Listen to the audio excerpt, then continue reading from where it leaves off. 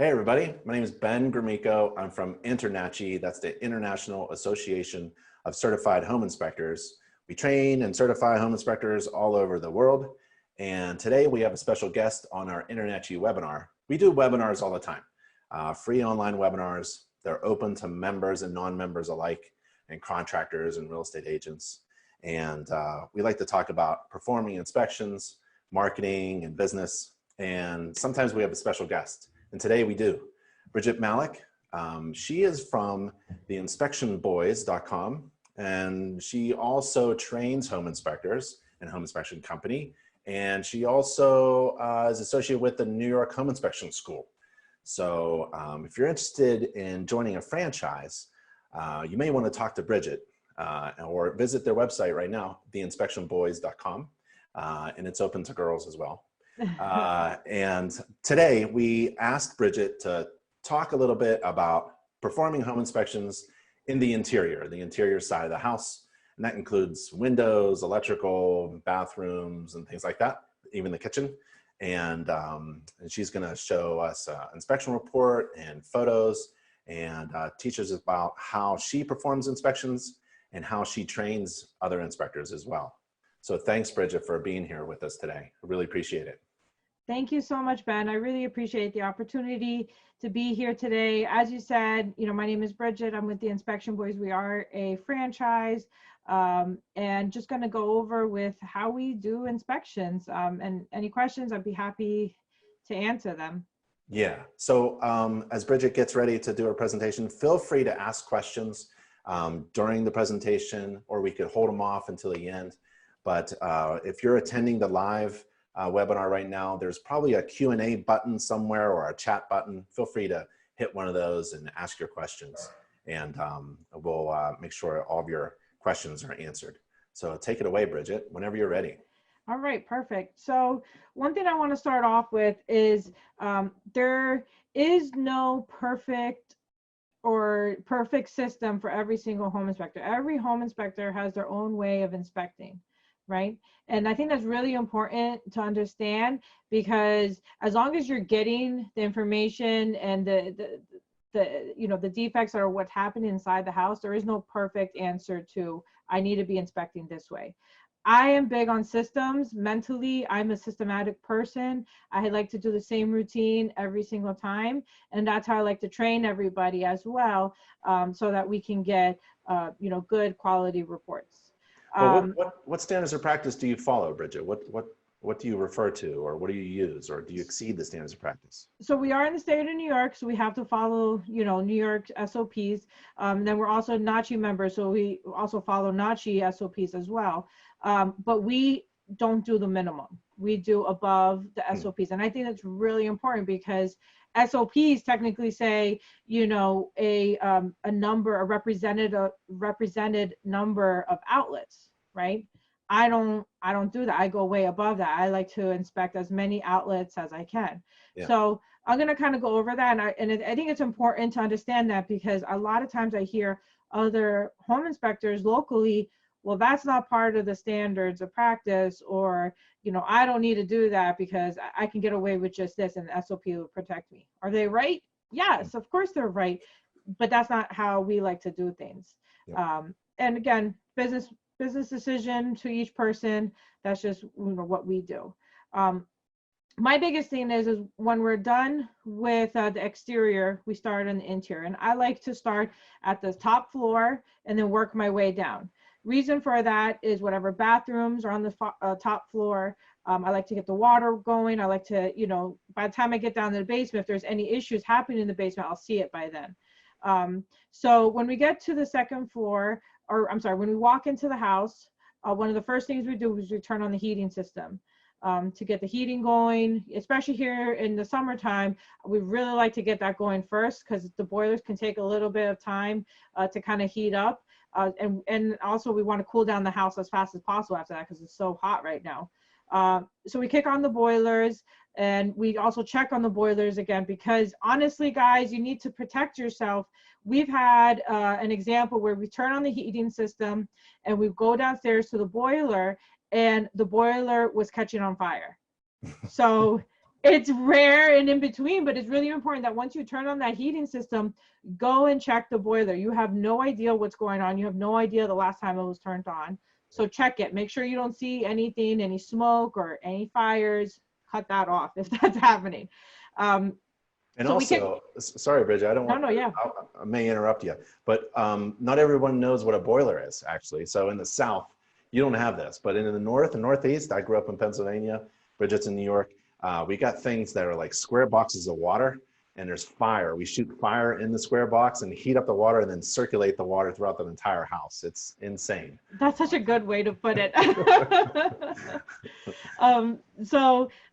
That's why we like to do it that way first as well. We check on the boiler, make sure there's no immediate concerns, and then we get started with the inspection. So we start on the second floor, and if there's a bathroom, I like to inspect the bathroom first, because honestly, bathrooms, kitchens, those take up a lot of time. So I like to do those, and then the bedrooms and so forth can kind of speed up from there. So I have some live photos from an inspection. So I'm just going to pull up some of the photos. Now, every home inspector, if you leave a home inspection with only 100 photos, I don't feel that you did, do justice. Not that you have to include every single photo in your report, but you should have a good amount of photos. I'm all about protecting ourselves, right? Somebody could say anything, and I take an overabundance of photos, but that's how I like to do it. So the first thing that you're checking when you're going into the bathroom is you want to get the water going, right? I put on the sinks, I put on the tubs, I put on the shower, start testing the toilets, everything.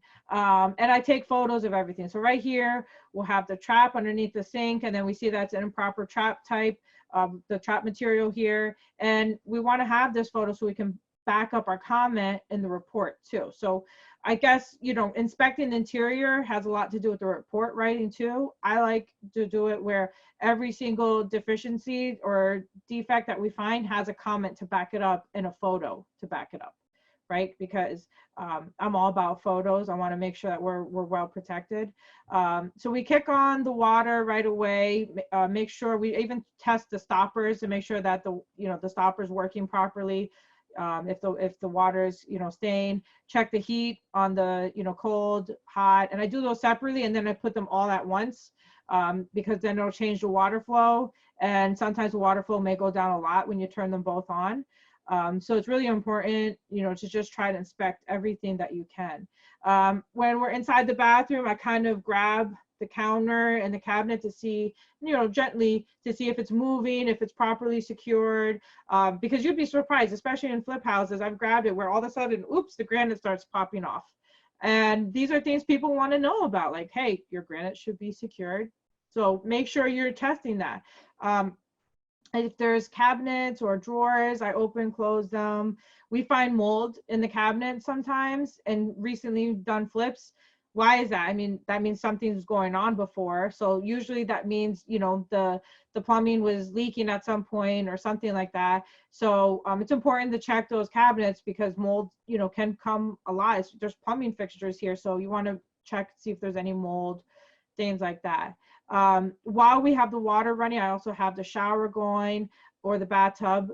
It's important. I think it's really important that you actually, if the stopper works in the bathtub, to use the stopper, fill up the tub while you're inspecting the bathroom. A lot of people don't do that because, oh, I don't want to wait for the tub to fill up, but I think it's really important because the water needs to, stay in the tub so that the tub can be usable. So you want to fill that up, especially when there's jets. Technically, you don't have to inspect jets if it's a jetted tub, right? But I've inspected so many tubs where the jets don't work, and people want to know that. They're buying a house and they see a jetted tub. They think that's an added luxury. They're going to be really upset if you tell them, oh, no, sorry, it's not included in my home inspection, test jets. It doesn't add much time, so test the jets. And then, with the shower, I like to turn it on to see if there's any issues happening on the shower head, hot, cold water received. I also check the grout around inside the shower because sometimes you'll notice, and it sounds, kind of minute, but when you start noticing grout missing, especially in corners, sometimes you'll probably find a leak behind there because the water is getting from inside the shower into the wall from the grout missing there. So grout is a huge thing. And it's really important to make sure that the shower is properly grouted, because that's what keeps water from going into the walls. So, you know, I've seen it before. It just happened, just the layout of the bathroom. It actually had an opening on the closet where the grout was missing. So I had noted that. And then when I went on the other side and there was like a bedroom there and I opened the closet, you can actually see all the plumbing, and you could see right where that grout was, water was just dripping in, and it was all this mold growing in that small wall cavity. So even though it may seem like a small thing, this is what can happen behind the scenes, behind the wall cavity, where you can't typically see. So that's why it's really important to note those things, because that's gonna, you know, somebody will open up the wall and the next thing you know, they find all this mold. Sealing, you know, properly sealing, you know, whether it's, you know, around the tub to make sure water doesn't get in around there. That's a big area as well. And people, when they're buying the houses, they can be so picky too. You know, so picky, especially they're not buying a perfect house. So you kind of have to judge how your client's being too at the time of the inspection to see how exactly detailed you need to be, because that sets the picture too of what they're expecting. Right here in the shower, this bathroom didn't have a tub. So we put on the water, I moved the shower head, different areas, try to see if the water's leaking out, you know, with the glass doors or anything like that, because the sealant around there can fail. And, you know, quite often you'll find water dripping through there too. So you kind of want to play around with that, you want to make something happen, and something's not happening, then you know that it's good. And that's my logic. You know, some people may do it differently, and that's fine, but this is how I do things. You also want to make sure you test the handles, because sometimes we'll test the handles and then all of a sudden the handles might be leaking or things like that. Or sometimes if you don't put on the hot water all the way, and I'm not saying, you know, go get yourself burned, but sometimes if you turn the hot water all the way and it doesn't get hot, it's more like lukewarm. That's important too. So they want to know this. So you want to make sure that you're actually testing it all the way to make sure it gets hot, you know, and it's not a lukewarm. So that's something that we find quite often as well. How important do you think is testing the temperature of the water, like with a little laser pointer? I guess it depends. If it's like scalding hot, then I would make a comment about that. But you know, some of the inspectors do, they do take a temperature reader of the water to show how hot it is. Yeah. I myself, I don't do that myself, because I just kind of use my hands and see, okay, is this scalding? Is this something that's really going to hurt a child if they turn on the water? Yeah. And then that's what I do. You can do that with, you know, the lasers, and do that and see the temperature reading if you want to as well. Yeah. I always like to use thumbs up, thumbs down in my pictures to show like, hey, this is good, or, you know, or no, this is bad. It's just it's a personal thing, especially when I'm writing my report. Maybe I'm maybe on site we don't have too much time, so I may rush through and just do photos. That this is a good way for me to know something's good, something's bad. GFCIs, let me try to find, this bathroom didn't have any GFCIs. GFCIs are really important. You want to test them, and you want to find where to reset the GFCIs. Sometimes inspectors leave the property and they say, well, I couldn't find, you know, where to reset. They use the GFCI tester, but maybe there wasn't a reset right here. And then they leave the property like that. Don't do that. Customers, especially if the house is occupied, they're going to notice that, and they're going to give you a bad rep over that GFCI.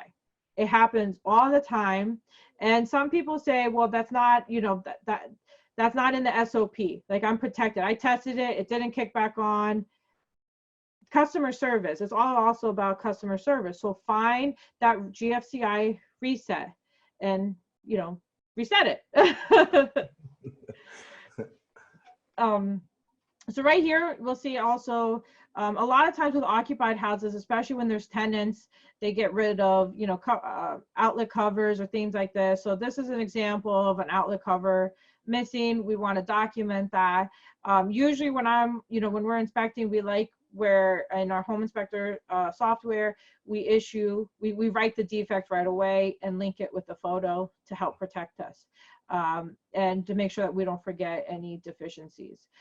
Inside the bathroom, you're also going to want to open, close doors, make sure that the locks are working, check if there's any paint peeling. Sometimes when the bathrooms don't have enough ventilation, you'll see that the paint kind of starts to, it looks like it's melted, but it's not. It's like, I'm not exactly sure how to explain it, but it just looks off. It gets very wrinkly, right? That's usually because there's too much moisture happening in the bathroom, and there's not enough ventilation. So write that up.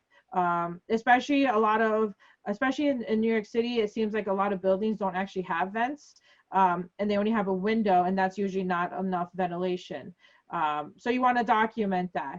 I like to take a photo of the vent as well in the bathroom to show that it's working. Sometimes I'll put like a piece of toilet paper on top of the vent to show, hey, the toilet paper is being sucked up and it's working properly. I'm all about covering our butts. And then you want to check the tile, right? See how outside of the tub or the bathroom or the bathtub, check the tile. Is there any cracking? When you step on them, are some of them kind of loose? Right? I wouldn't make a huge deal about that, but I would definitely include that because again, you're being hired and you're getting paid a good chunk of money. So you want to be as detailed as possible. And these are the small details that customers pay attention to too. So you want to just make sure you do your due diligence. One thing I do as well is on the toilets, get a photo of the supply to show if there's any type of corrosion, and kind of wrap your legs around the toilet and see if it's shaking, right? See if that seal, if it's not tight enough. And then you'll also kind of see, usually when that happens, that means the wax seal isn't good and water will start coming out of the bottom too. So it's really important to kind of test that and see how that's going. You can open the toilet as well to see if there's any issues with the flange. I don't typically do that, but I see some companies that do that, and that's fine. If you want to do that, you can. I test the lights, make sure any type of medicine cabinet. I'm not really looking for big things with a medicine cabinet. It's kind of like a courtesy. I'm already in the bathroom, so might as well inspect it. But typically a bathroom, I would say typically takes anywhere between, it depends how much is going on in the bathroom. I would say 5 to 10 minutes, maybe 15 minutes, just depends exactly. My goal is to get as much water running through the plumbing system so I can try to find any type of issues happening within. How about the plumbing access panel? Do you take a look at that? I've always, I hate it when there isn't a plumbing access panel like behind the shower in the tub area. Typically we don't have that. Yeah. Typically we don't have that, and it's even in my own house, in my bathroom that I have for my room, I don't have an access to my shower body. Yeah. And it's not, if you have that, that's great. If you don't have it, it's not uncommon. So we don't write that up.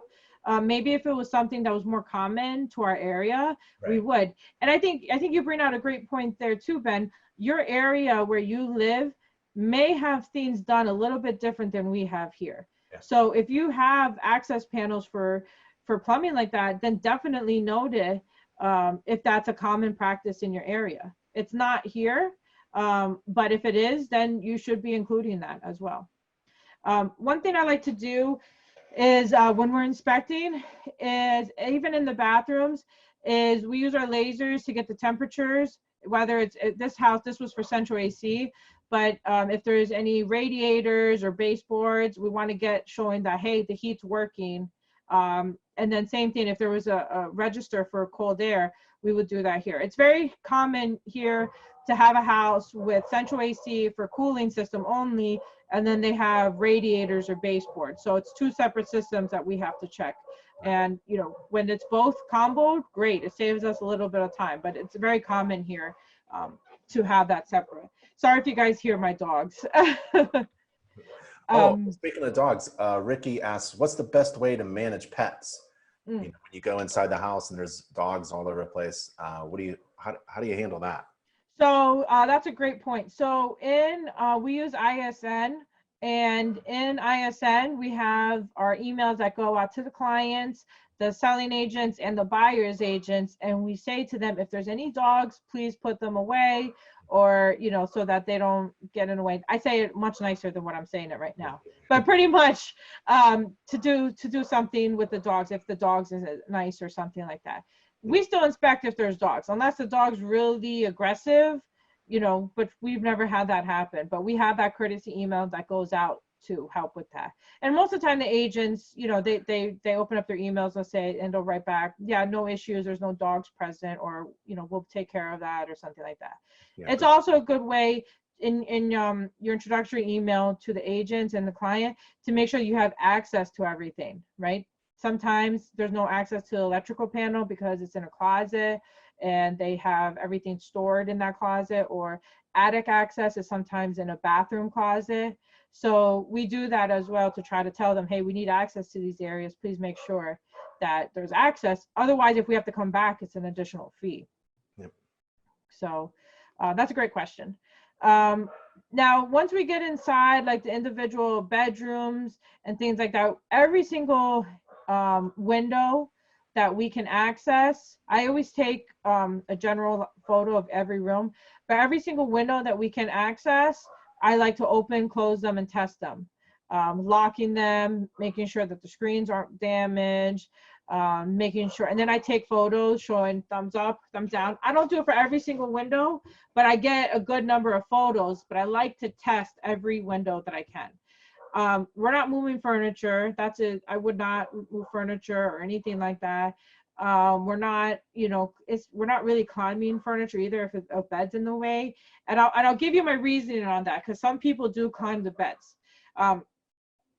We live in an area in New York City, and unfortunately, sometimes New York City tenants are not clean and they may have bed bugs. So we do not climb. We don't know which house may have that or anything like that. So we don't climb the beds or anything like that because we don't want to get bed bugs. So we try avoiding touching whatever we don't have to touch as much as possible. That's our area. So that's a constant fear that we always have when we're inspecting. But you want to make sure that the window hardware is working. You want to make sure the locks are working, things like that, because we've done houses where none of the locks work in the entire house. And it's crazy. And the agents say, oh, well, it was working before you got here. How does that change in like a few days? Come on. And make sure you open, close, you're looking for any broken panes. If the window is kind of like hazy or has like moisture in it, then you know that the gas seal is broken. So you want to document that, because that's actually really expensive fix to do. Typically, if I'm not mistaken, you typically have to replace that pane in order to get it fixed. So that's an added expense, and it can be an expensive one. Now, one thing I want to make sure, and I have some stories I could share too. If the window doesn't open, don't force it to open. Don't force it, because there could be so many reasons why. You document it that it was difficult to open. We had an inspection where an inspector, it was a casement window in the front, and from the outside it looked great. The handle was there, there was no issue seen. The inspector went to open it and the entire window fell out of the front.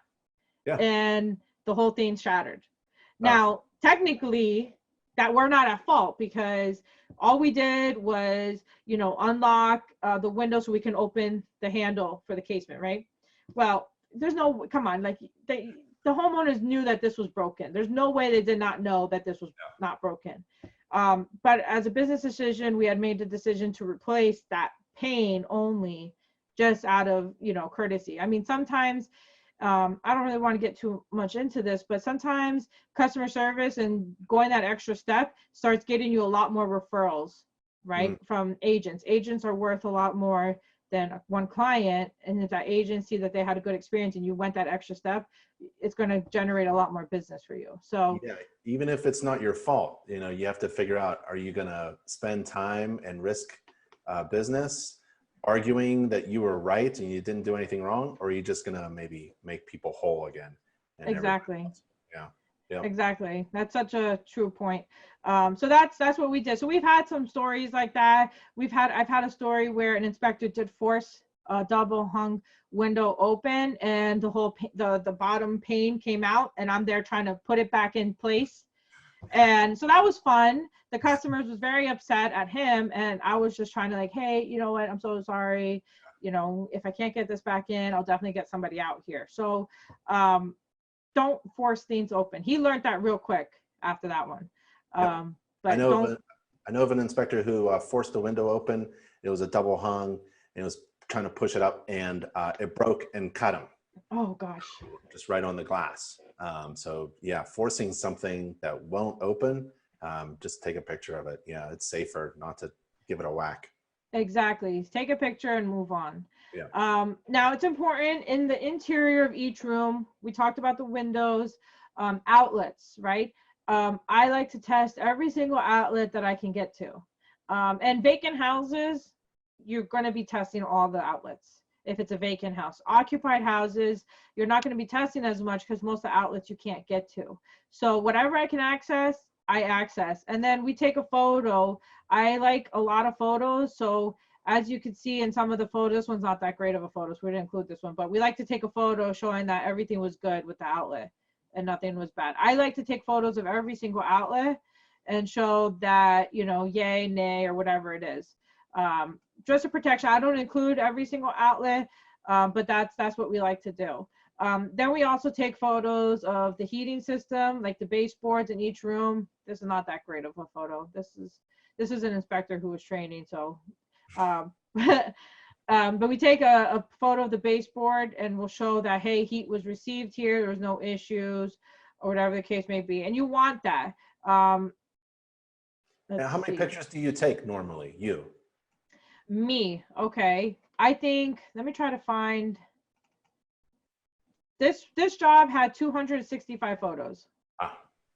And it depends on the size of the house. Right? Are they all going in the report, or just? No. Yeah. No. Yeah. No.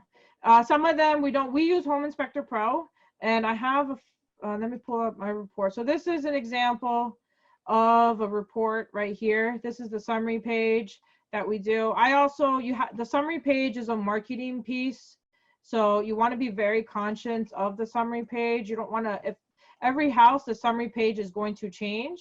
So some houses are going to have a lot more in the summary if it's, you know, a lot more going on, but you know, some houses are going to have a lot less on the summary page. So keep that in mind. The summary page is adjustable according to the biggest issues happening with that house. And it's really important because I've seen some home inspectors that have 50 items in a summary page, and agents view them as deal killers, right? It's an industry thing that home inspectors get labeled as a deal killer. So you really want to be conscious of your summary page. You said it's a marketing piece. What do you mean? Well, agents see your summary page, right? So, and depending on what they see, agents know if a house needs work, they know that it needs work, right? Yeah. They'll tell that to their clients, and well, it needs work. But if a house needs work, you need to put only the most important items. And that's what the agents are looking for. They want, if it's a safety issue, they want their client to know about it, but they don't want to hear about every single, you know, small item. Like, okay, you have a baseboard paint chipping in a small area. They don't want to see that there. Right. You know, so your summary page is a marketing piece. It's important to understand that and, you know, use it accordingly. And your summary has pictures? So our summary page, you can link it up. I don't do that because it adds more pages to the summary page. This is our summary page. So this has like the items I felt that were the most important at the time of the inspection. Mm-hmm. But if you go to the individual area, the page and the item number, there's a photo linked with it. Sometimes we might include a photo, but I really try to avoid including photos in this. It just makes the report longer. And I know it sounds, our reports, we have everything in there, but the type of reporting system that you use also determines how long your report's going to be. So the interior, you'll see right here, I have general photos of the interior rooms that we visited, just to kind of show everywhere that we went. I'm not including hallway photos or like everywhere, every angle that I walk. I'm not doing that. I'm just, each room I include a general photo. I'm not even including all the interior photos. I still have a lot more that I could include, but I don't. It's important to have like some of these generalized comments in your report, like personal items around the house, preventing viewing of all walls, because it's the truth. You can't view every single area, especially when a house is occupied. So you want to have your little disclaimers happening in the report. Doesn't need to be in the summary. It's just something, telling them, especially like there's no interior of a house that doesn't have scuff marks or some type of small wall damage in places. So those are things that you don't need to make a big deal unless it really is a big deal. Well, you are detailed with your inspections. I see you inspected the doorbell there. Yeah. Yeah. When I do the front door, we always test the doorbell too and see if it's working or not. I think that exceeds the standards of practice. Oh yeah, by far. Even the Ring doorbells, I'll ring. So we had, you include whatever, like right here we had a ceiling patch, so we or ceiling damage, and some areas inside the house were poorly patched, so we have that information. The heating system, I try to include as many photos as I can showing that the heating system was working. Think about this. And the reason why we do this and we test every single baseboard is because if they close on the house come wintertime, they're going to call you, hey, my living room baseboard heat is not working. You pull up your report. Yeah, it was at the time of the inspection. We have that photo showing right here the temperature it was getting to. Nice. So these are important photos that you want to protect yourself. Same thing with AC registers. Right? I take a photo of every register that we can, and we include that showing, yep, AC was received, right? And that's important. We actually just had an inspection where somebody said, hey, you guys said our AC was good to go and working. So we pulled up the report and we looked at it and we was like, no, we didn't. We didn't even test the central AC. The temperature outside was too low. We told you to test it final walkthrough. So they didn't get a final walkthrough inspection, which is something that we always encourage to get these things tested, right? That they couldn't get tested the original date of the inspection. And they said, that they had tried turning it on, that the selling agent had got the AC on at that time. And they said it was working during their walkthrough, right? Not inspector walkthrough, their walkthrough. And but he had just moved in and he said it's 90 degrees outside, only warm air is blowing out. I'm sorry, sir, we can't really help you. I can refer somebody to you, but we have everything written of exactly what happened, and we told you to get a final walkthrough, and it sucks. I feel really bad for the guy, but we're not liable. Yep. So that's why it's important to do these things. Yeah. We test every interior door that we can, all windows, outlets, all the interior doors, open, close them, lock them, make sure that they're all working. Receptacles, here's some photos of receptacles. When it comes to, we're in New York, we're such a, we have so many old houses that we deal with ungrounded outlets quite often. So sometimes there's so many houses that are just, they were built with an ungrounded system originally. So we use, if most of the outlets are okay, then we're not going to make a big deal about one or two ungrounded outlets. We're going to include it in the report, but we're not going to include it in, the summary page. So I think that's where also I'm explaining that the summary page is a marketing piece too. You have to learn that that report, that summary page is going to change with every single house. If it was a new construction house and there's really not much wrong, then we're going to include those outlets in that summary page because it's a new construction house. It should be pretty close to perfect. Does that make sense? Yep. And Dominic asks, do you ever move household items to get to the outlets? I think you mentioned about you know, if it's vacant, you're going to do more than a typical home inspection that's occupied, but you're not going to move a bunch of stuff to get to everything. No, yeah, we're not going to move a bunch of stuff. If it's like in the kitchen, you know what, coffee makers, people get really finicky about because they have timers set up and everything. And I will ask them like, hey, I'm going to reset this. Is it okay? And sometimes they'll say, no, I don't want my timer messed up on my coffee maker. Right. You know, so kitchens, you know, we try to test everything that we can. I'll unplug if it's like a blender or something. But coffee makers, I'm very weary about because people get really, you know, they need their coffee. So Yeah. I'm drinking coffee right now. Don't touch my coffee maker. Switches, you know, turn on and off the switches when you're walking into the rooms. If something doesn't kick on or a light doesn't turn on, you know, document that. But we're not really going too crazy with the switches. We just, whatever we see, then we'll write up. Stairs is really important to get, you know, make sure you get photos, make sure that the stairs have railings.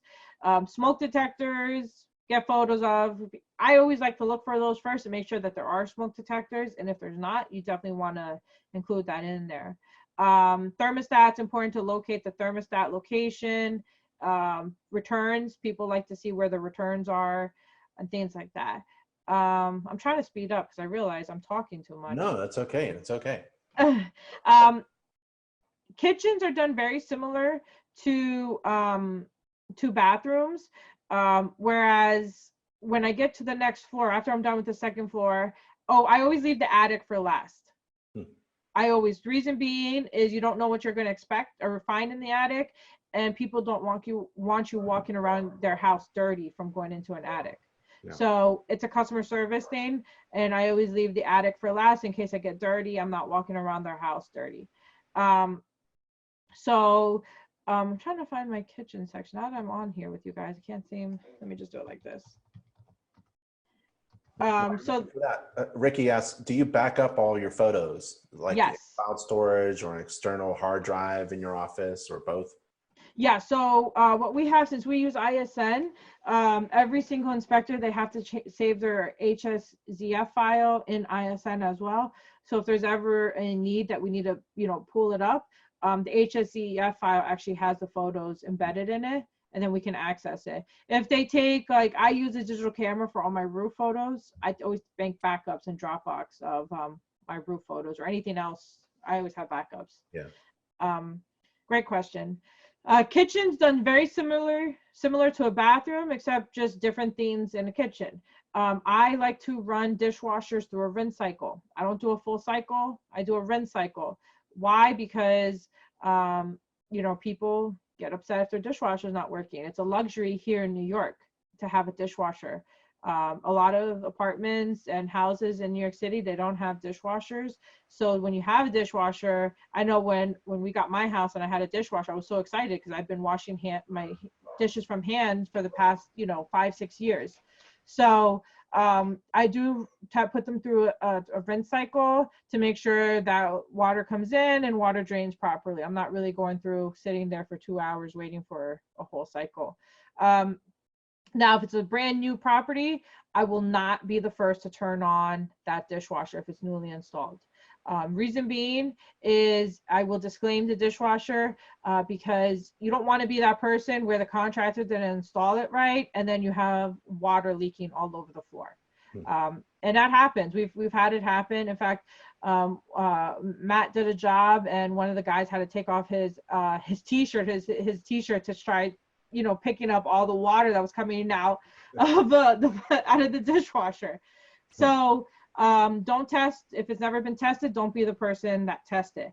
Same thing with older dishwashers, right? We've seen dishwashers that are, you know, 20 years old. I'm not going to test it. I'm going to put it past its lifetime.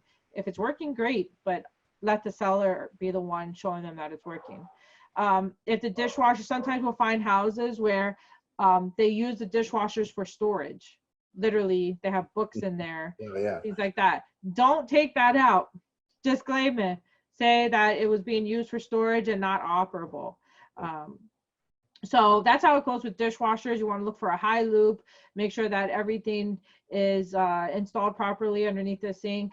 Now, one thing is that if it's a septic tank and you notice that there's a garbage disposal, you want to note that too.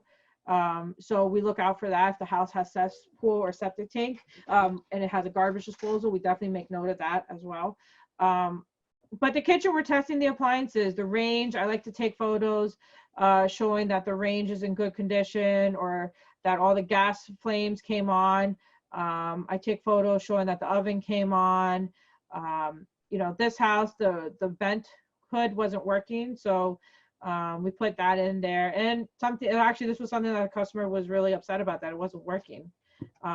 So it's important that you test everything you can, the lights, speed of the fan, things like that. And then cabinets, are we open, close the cabinets, the drawers? You'll find some cabinets where there's a cabinet, but guess what? There's something blocking it where it doesn't actually open. It's, you know, maybe, you know, the kitchen, some people do some crazy things with kitchen layout. So make sure you test those things. And, you know, sometimes the hinges are broken, and these are things that you would make, you know, documentation of.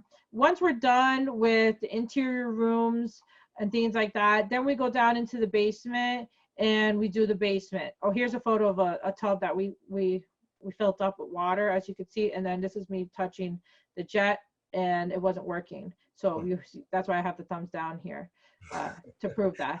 I like the thumbs up, thumbs down. I really do. But I see you don't do like a lot of what a lot of inspectors do. They put a bunch of arrows of all different colors and circles and emojis and all this other stuff on every picture. I leave that up to each individual inspector. If they want to take the time to do that, by all means, go ahead. I just find it a waste of time for me. Yeah. For me. I that's why I do thumbs up, thumbs down if something's wrong. And if they really, most of the time clients aren't really zooming into the picture to see where that double tap is. Like they don't even know what a double tap is, you know?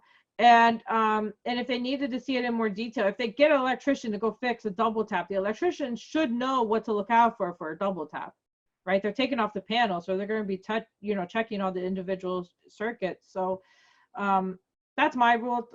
Inspectors do it. Believe me, they do it, and that's fine. If you want to do that, go ahead. That's just not me, personal. Do you do videos? Yes. So not every single inspection report do we do videos, but what I like to do, especially with Home Inspector Pro, we can include videos.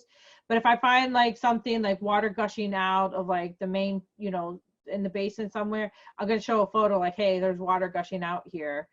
Problem with videos is they have to look at the report in a very specific manner, and they won't be able to watch the video in a traditional PDF form. Right. So, you know, I take the video and, you know, I'll include it, but I also have a backup on my computer too. So if they wanted me to email it to them, I could email it to them too.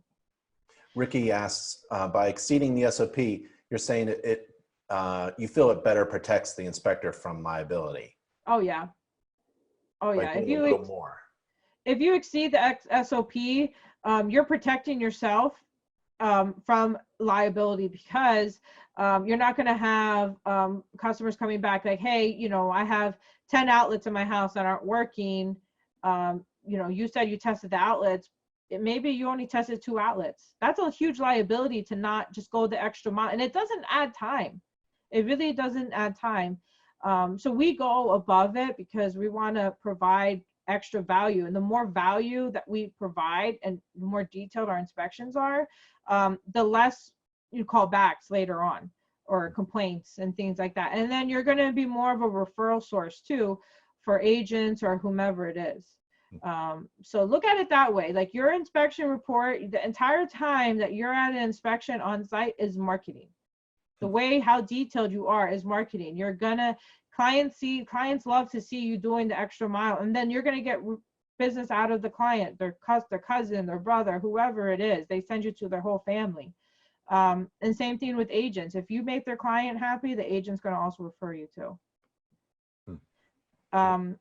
So the basement, we inspect very similar as the interior, checking everything that we can see in the basement. Only difference with the basement is if the basement's not finished and we can get to the foundation walls, we like to take moisture meter levels in like the corners, especially where the gutters are at, to kind of see, why isn't this going? To kind of see if there's any elevated levels of moisture in the basement, especially like corners where gutters are typically at, or like perimeter gutters.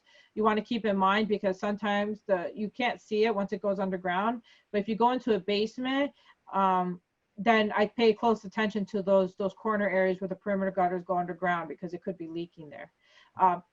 What I want to say, and I'm not really going through the exterior, but the exterior sets the precedence of how the interior is going to be, especially when it comes to the basement. Whatever you find on the exterior, gutters wise, roof wise, whatever is going to, the exterior's telling a story. So whatever you find on the exterior, you want to triple check once you get inside the basement. Especially houses, I've done houses with no gutters. I've gone into the basement and there's termites everywhere, there's foundation issues, and because there's no gutter. So you want to keep that in mind, though. Everywhere you go is telling a story, especially the exterior. And even though that's the fastest part of the home inspection, you want to keep that in mind. If gutters are, there's no extension on the gutters, usually I'll find an area in the basement with termite damage, right? Termites need water.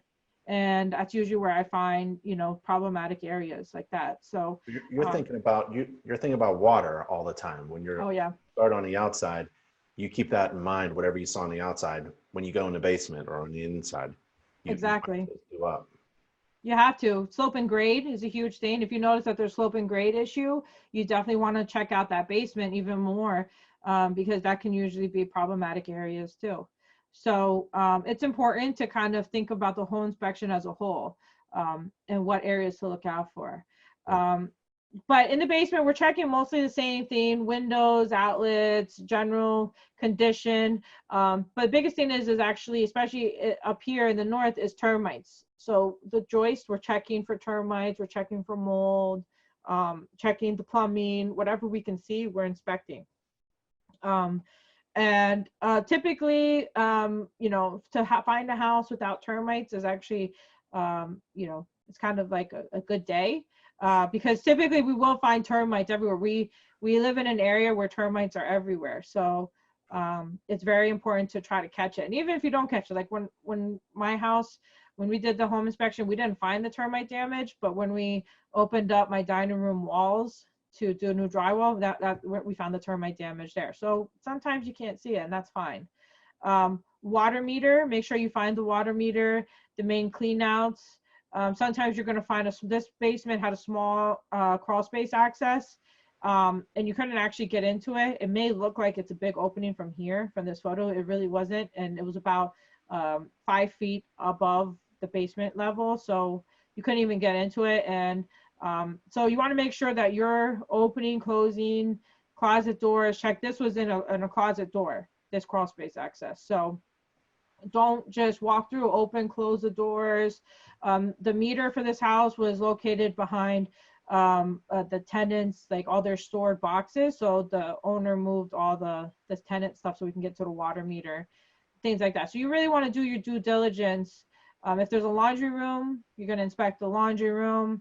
Laundry room is pretty limited. It depends on if there's any plumbing for like a sink or things like that, but you actually want to make sure that you find the dryer vent, and does it actually go outside? Does it actually expel outside? And we've seen it sometimes where there's no termination point for the vent, where it just goes inside the wall cavity. That's not what you want. So you want to make sure you find the termination point as well. And then note if it's flexible or ribbed or whatever it is. We always write up when it's a flexible dryer vent, because, and look at this one. This one's all like twisted up. So there's no way that this is, even doing it right. So it's important to do that. We test the outlets in the laundry room if we can get to it, things like that.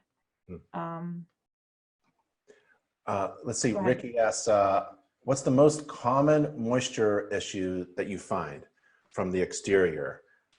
What are the common moisture problems, water entry problems do you find? The gutters, the downspouts not having proper extensions. Yeah. That's it. And I tell this to people and agents all the time, that not having those extensions whether it's now or in a few years, you're going to start to see, you know, elevated levels of moisture or mold, efflorescence, whatever. You're going to see that.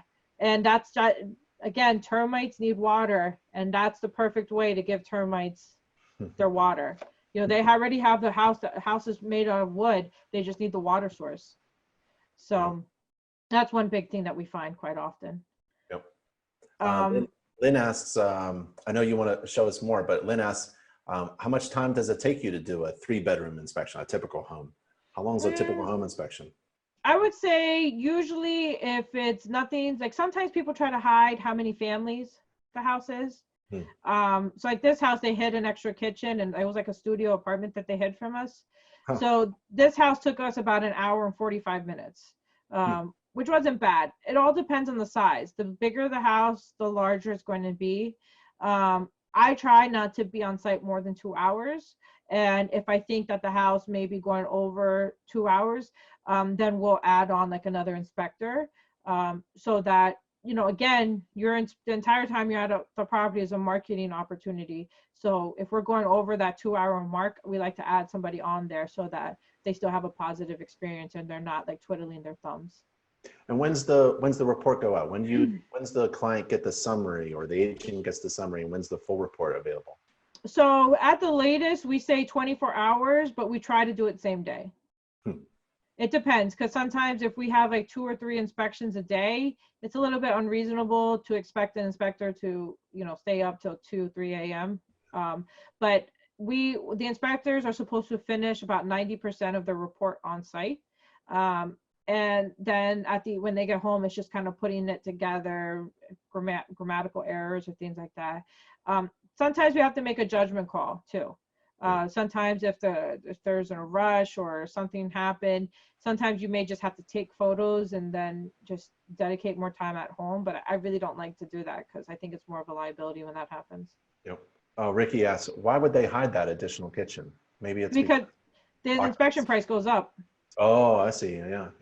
The inspection, and also they think that the home inspection that we're reporting things to, you know, for taxes or things like that to the city, when we have nothing to do with that. So they try to hide it because they don't want their taxes to go up.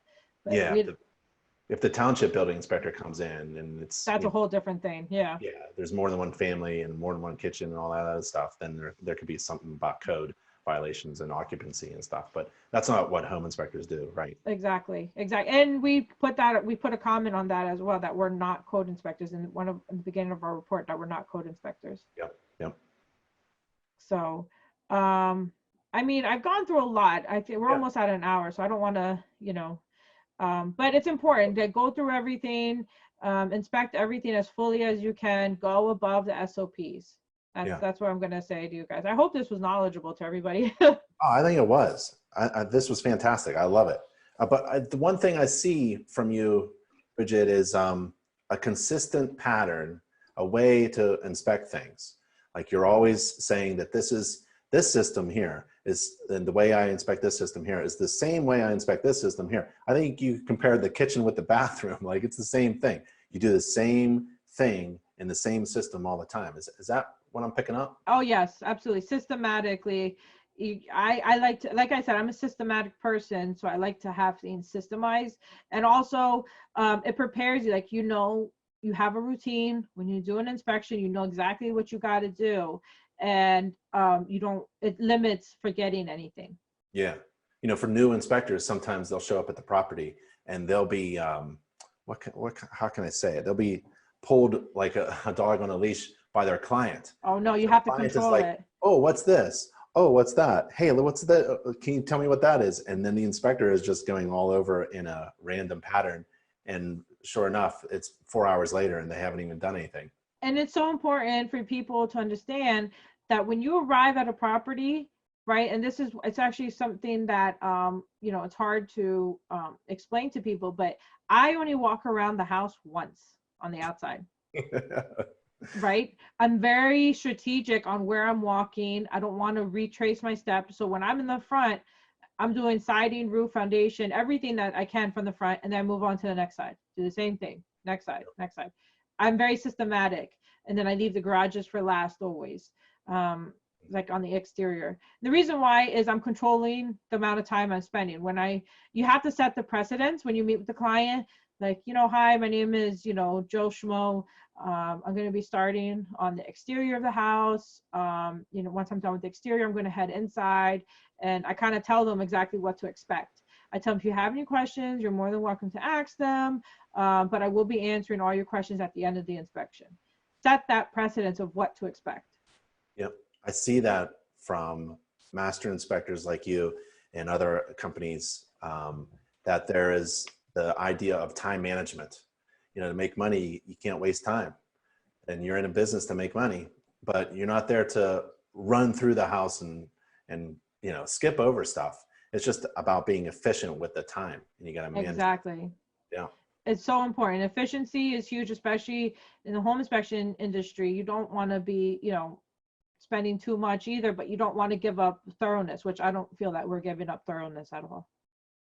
Rick, it says, prior to starting the outside inspection, is it a good idea to do pre-inspection photos of the interior? So do you go inside the house first and make sure like everything's okay, and then you start on the outside with your formal inspection? No, I always start in the exterior first. Like I said, the exterior starts the story. Yeah. If it really does, because I've done a job in Brooklyn before, like the job was mentioned before, had no gutters, but also the whole foundation had moss on every single side of the foundation, right? Like moss, there should never be moss growing on a foundation, right? There's one thing with like discoloration, maybe because of grass or something. And so I already knew there was a foundation problem just by looking at that, just by looking at the gutters. But I wanted to see what else the exterior had, right? I want to get a better idea of what to look out for when I'm inside the house, right? Yeah. And we did the roof, and there was a huge hole in the roof and all sorts of things. So when I got inside the house, first thing I did was look at my problematic areas to see what's going on first, to get a better idea. And as soon as I went into that house, and the client still wanted us to do the full home inspection, because I really don't like stopping inspections unless it's like a real big ticket item that's going to cost a lot of money, right? So I went down to the basement, and the foundation, it was cinder blocks, and as soon as I walked down into the basement, I see mud tubes for termites, right? So I already knew, all right, we got termites, great. Finding mud tubes is great, because you can already put that into your comment that, hey, there's termites or whatever, wood DO organisms within the house. Then I started looking at the foundation, and I don't know what came over me, but I took my probe and I just put it into the foundation wall, and it just went right through like butter. Just like butter. And I'm just doing this, and I'm like, oh my, it was soaked with water. Yeah. And so I told the client, like, hey, we got termite damage everywhere, because then the main sill plates everywhere was eaten away. And they were like, no, we want to keep going. So I was like, all right, we did the full inspection. They called me back 2 weeks later. Hey, we just left. The engineer just got there and just left. It's going to cost over $40,000 just to fix the foundation walls. And they went through it, or no? No, they ran. Yeah. They ran, but they, the exterior tells a story, so you know exactly what to look for when you get inside. That's why I always start in the exterior. Have I done things where I start in the interior? Maybe a tenant, is leaving. They want, I've changed it a few times, but I really don't like to. Yeah, and the cost of that home inspection, they saved so much. Oh yeah, headache. Exactly. That was a great purchase on their part, hiring you to do their inspection. Hey, so we're wrapping up. Why don't you tell everybody about where you're located, and your company and your school and Inspection Boys and opportunities for the franchise? Absolutely. So we're the Inspection Boys franchise. Our headquarters is in Pennsylvania. We have locations in New York, and then also we have a few locations. We have a location in Kansas City and Ohio. We are a new franchise, and we're working very hard to grow it. There's 3 partners: myself, Matt, and Rob. We're all very close with the franchisors. We have a New York Home Inspector School that we partner up with, and we are Matt is a what is it called? oh gosh, New York State home inspector instructor for New York Home Inspector School that he teaches out in East Islip. And we are multi-inspectors out here in the island. So we do a lot. We offer a lot. If anybody's interested in franchising opportunities, everything that I discussed going in here, we teach you on how to do and how to market yourself and so forth. So happy to talk with anybody. Wonderful. Thanks, Bridget. I really appreciate it. I love it when veteran, experienced master inspectors want to take some time out and share it with others. So I really appreciate the time you've taken to do a webinar with us. Really no, thank you guys for inviting me. I really appreciate it. Thank you so much. All right. Stay safe and healthy, everybody. See you, Bridget. Thank you. See ya. Bye.